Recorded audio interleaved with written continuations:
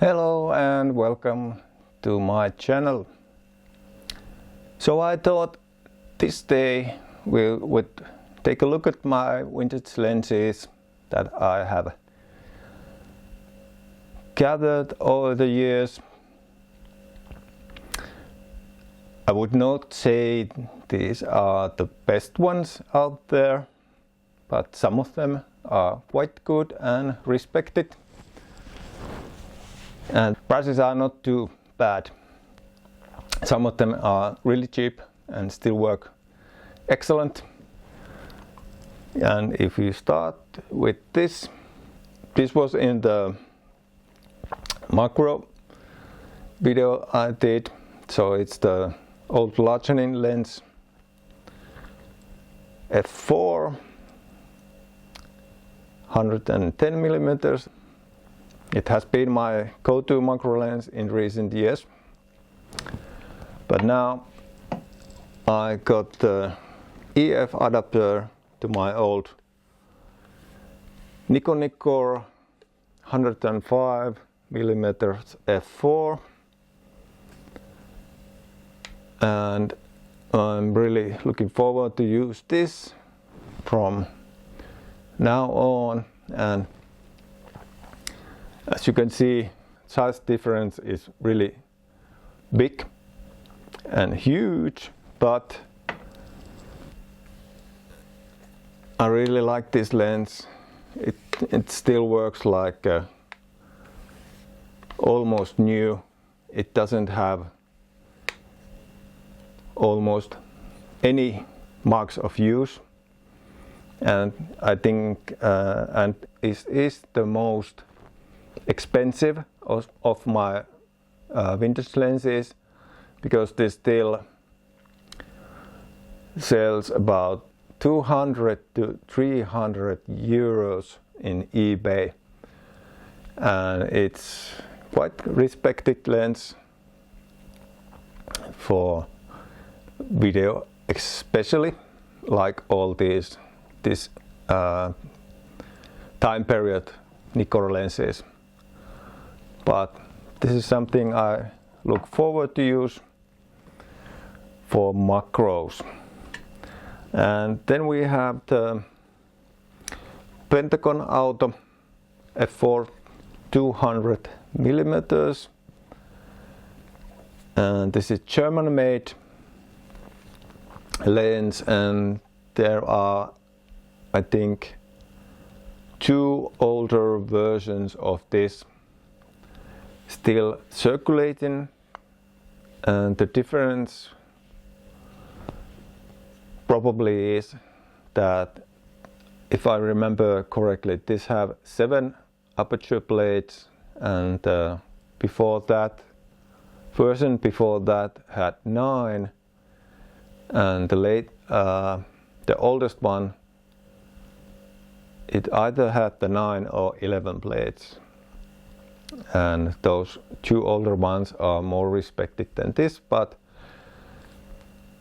I think this is a great lens altogether. It's really cheap. Maybe I haven't really looked what the price is these days, but I think I paid this. I think I paid like something like 50 euros for this, like maybe 40, like 5 years ago.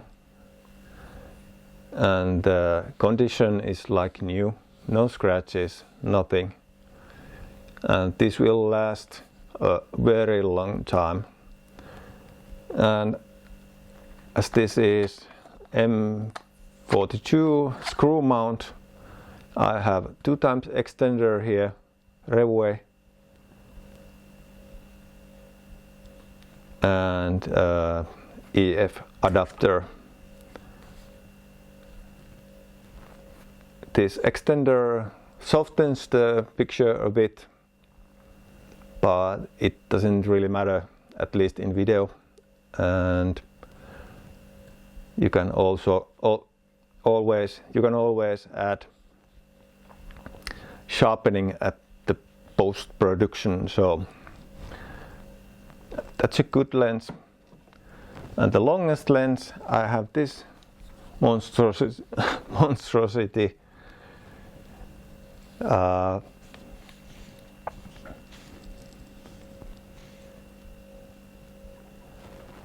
This is Tamron Nestar 400mm 6.9. This is a Japan-made lens, and it also, the focus is really smooth still.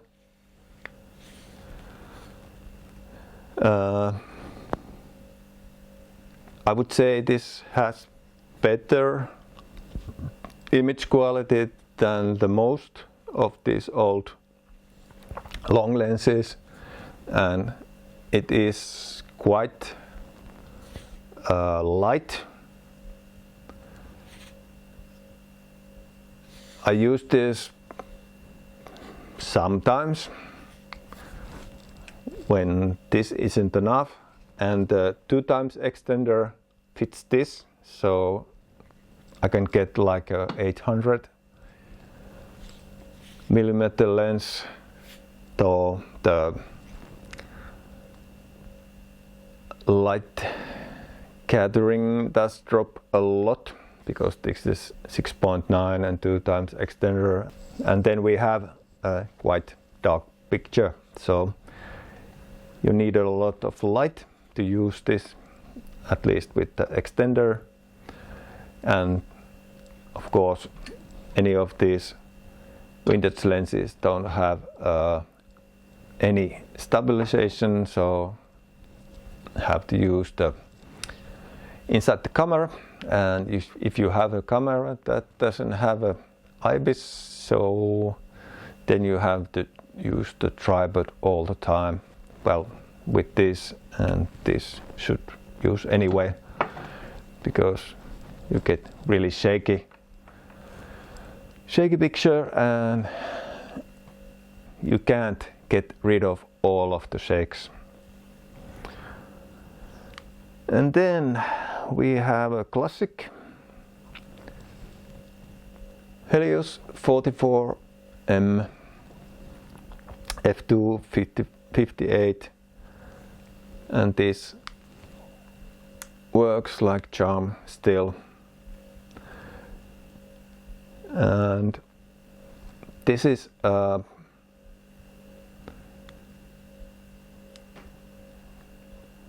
there is a switch here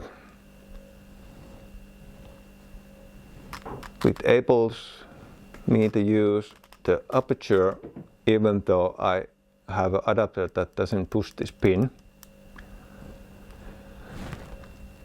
So it's useful in all situations, but when I put this Fuji non-lens, this is 1.8 Fujinon 55, and this is an old lens also. This is very light compared to the Helios, and it really stiff focus. So, and this has the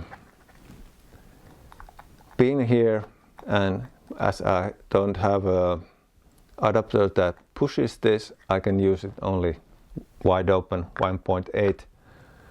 So with the stiff focus and unable to use the aperture rings, this is not the go-to lens with the fast action and sunshine. This is the low light lens. And the last one is also made in Germany, Pentagon Auto 29mm 2.8, and this also, like this one, has a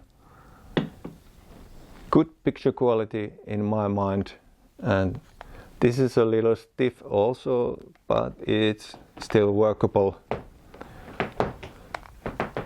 And this has the only problem is this can be used only wide open, because I don't have the adapter that pushes this aperture ring setting. But there's a button here. If I put aperture right there and push this button, the aperture rings go to where I set it. So in shooting pictures it works still, but with video it's kind of hard to try to push the button same time. So there's a short introduction to my vintage lenses, and if you watch this and you have some questions, then please do so in the comments, and